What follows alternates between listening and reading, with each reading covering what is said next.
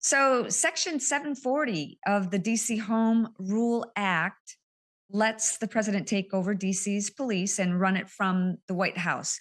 Jonathan, is this President Trump playing 5G chess or 5D chess? Not 5G, but 5D chess while everyone else is playing checkers? I don't know. Look, I hear that term all the time. I think this president doesn't play games. I think he is a realist, and I think he looks for effective solutions. So I'd rather use that term. He's an effective leader. And what's interesting about the things that he does, it's not mysterious. When I hear somebody describing something as 5D chess, it's as if they're magically in front of the rest of the people.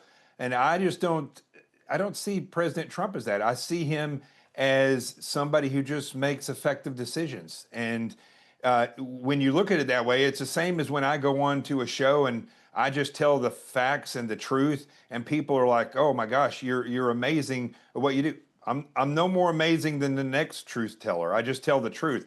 And I think that's what the deal is here. I think the president sees where he works, the office and the surrounding area where he works, which is something that is potentially under his control, is broken, and he's going to effectively fix it.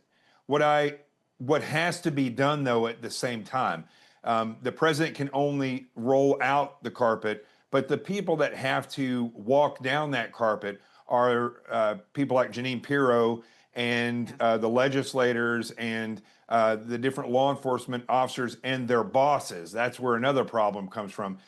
These people have to think effectively.